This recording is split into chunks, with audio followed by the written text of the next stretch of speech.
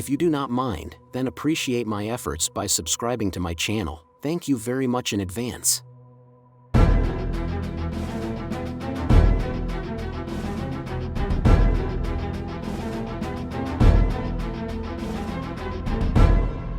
Welcome to Special News Channel. The war between Russia and Ukraine intensified again in December and continues at full speed.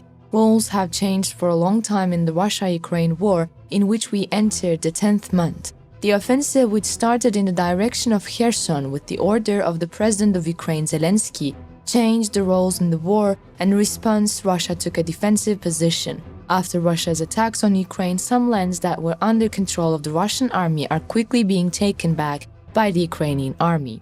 Fighting Ukrainian soldiers continue to surprise, successfully repelling the attacks of the Russian occupation forces. After the Russian army decided to withdraw, the Ukrainian authorities continued their offensive to take advantage of the effects of the withdrawal. The Ukrainian army, which took its lands back one by one, has fascinated the whole world with its achievements. In fact, Ukraine did not stop there and reached the Russian border.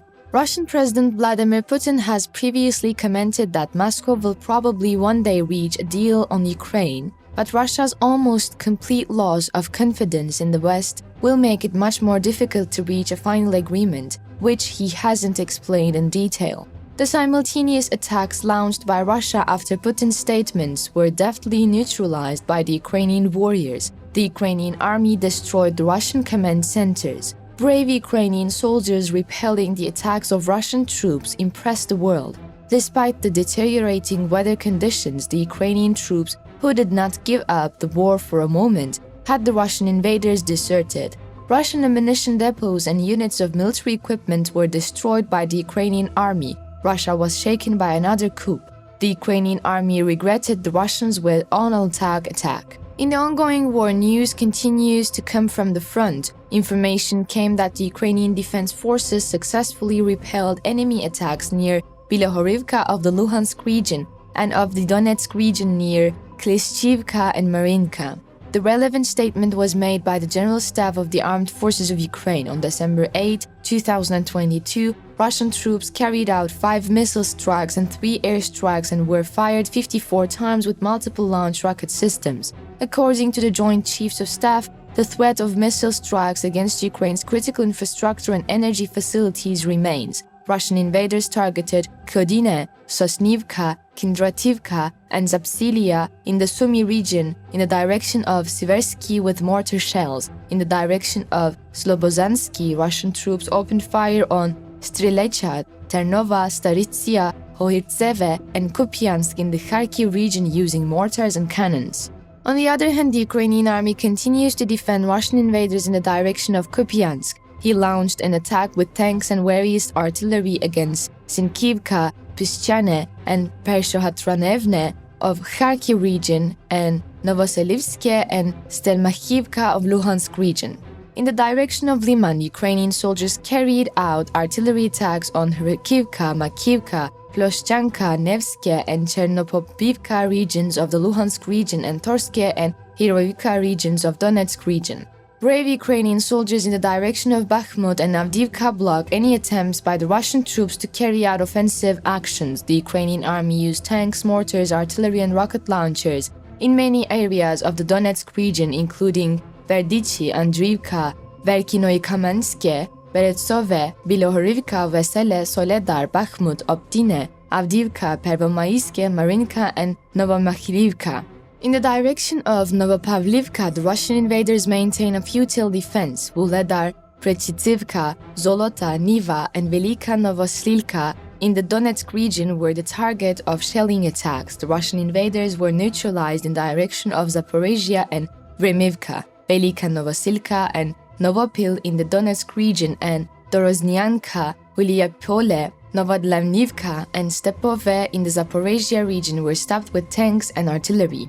In the Kherson direction, the Russian troops tend to retreat. With all its might and means, the Ukrainian army opened fire on Beryslav, Kozatske, Antonivka, Komiashani, Dniprovske, and Veletenske districts of Kherson region and the outskirts of Kherson with tanks and artillery. Along with all this, the spokesperson of the General Staff of the Ukrainian Armed Forces said that In the last 24 hours, our defense units are Ternova in the Kharkiv region. It repelled the attacks of Russian invaders in many places such as Stelmachivka, Ploshchanka, Chernodpopivka, and Bilohorivka, Luhansk region, and Bilohorivka, Berestove, Yakovlivka, Bakhmutske, Bakhmut, Optina settlements. In addition, according to the information received, about 20 armed ex-convicts escaped during the transfer of a unit belonging to the occupying forces to the combat positions in the temporarily occupied city of Yasinuvata in the Donetsk region. As part of the search operation, 3 people were killed. The Ukrainian Air Force carried out 17 attacks on areas where enemy personnel, weapons and military equipment were concentrated, and 2 attacks on the positions of anti-aircraft missile systems. Ukrainian soldiers shot down a Shahed 136 attack drone on an Orlan reconnaissance aircraft. According to the General Staff, Russian troops continue to suffer casualties. On December 7, 2022, Ukrainian forces inflicted fire damage on enemy clusters near Berdyansk, Tokmak, Melitopol, Poloi, Enerhodar, Dniprudne, and Vasilivka of the Zaporizhia region, while the Russian invaders lost about 240 wounded. 3 ammunition depots and 20 units of military equipment were destroyed. The Tokmak tuberculosis dispensary, used as a military hospital by the Russians, was filled with injured Russian soldiers. Meanwhile, Ukrainian artillery and missile units blew up 8 Russian command posts, 11 clusters of personnel, ammunition and military equipment, and 2 ammunition depots. Following these developments in the temporarily occupied territory of the Zaporizhia region, the Russian invaders are planning to mobilize the local population to compensate for the current losses. In particular, information came that in the city of Melitopol in the Zaporizhia region, men of conscription age were summoned with the obligation to come to the conscription office. He challenged the Russian army by getting stronger with the military aid he provided to the Ukrainian army, especially to the US and Western countries. Moreover, with the new statement from the USA, we can say that the Ukrainian army took a sigh of relief. The US announced new military aid to Ukraine last Friday and promised to break Russia's ties with Iran, a British envoy said. Tehran and Moscow have denied Western accusations that Russia used Iranian drones to attack targets in Ukraine. Their officials also warned of a winter-long electricity shortage following Russia's repeated attacks on energy infrastructure. 2 top Iranian officials and 2 Iranian diplomats announced in October that Iran had promised to supply Russia with more drones, as well as surface-to-surface missiles. White House National Security spokesman John Kirby told reporters that Washington is very concerned about the deepening and evolving defense partnership between Iran and Russia and will work to disrupt that relationship, including through drones. Also, Washington is sending a $275 million aid package to Ukraine to strengthen its air defenses and defeat drones. British ambassador to the UN Barbara Woodward, in a statement she shared, announced that Iran had sent hundreds of UAVs used by Russia in Ukraine.